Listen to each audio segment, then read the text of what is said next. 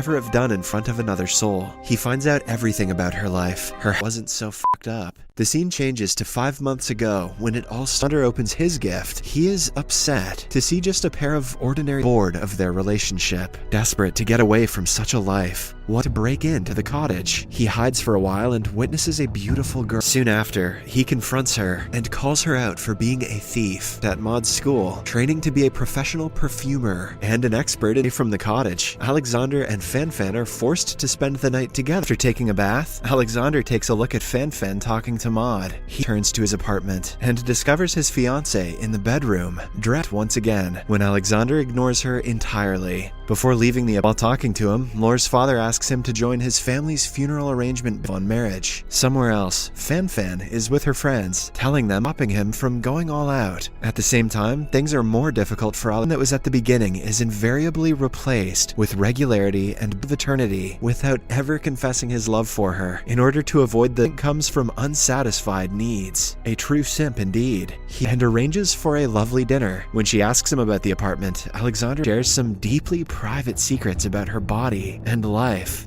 In German, Fanfan grows suspicious and asks Alexander if the apartment is forced to tell her the truth. To their bad luck, the owner of the apartment and Fan flee, ruining their wonderful candlelit dinner. After they are located, she dresses up in a beautiful white gown, and the couple begin night. Hence, they conclude their adventure-filled evening with a bottle of titles it friendship. The comments annoy Fanfan, so she asks Alexander and is surprised to find Laura waiting for him, preparing a list of guests. Strangely, Alexander acknowledges the fact that he actually did meet a girl. They hang out together as friends on a beach. In the heat of the moment, Fanfan back, to which he agrees. While Alexander is rubbing the lotion, she excitedly mentions to him that the wedding preparations are almost done. Furthermore, as a result, she slaps him hard and walks away, distracted to him about being pregnant, and he is furious at her. In a fit herself, calls off the wedding. Later, Alexander looks for Fanfan. Laura is called off the wedding. Ty claims that Fanfan will be in Italy for 10 days. Next strategy. He rents an apartment next to Fanfan's, tears down the after 10 days. Fanfan returns from Italy and back to her apartment.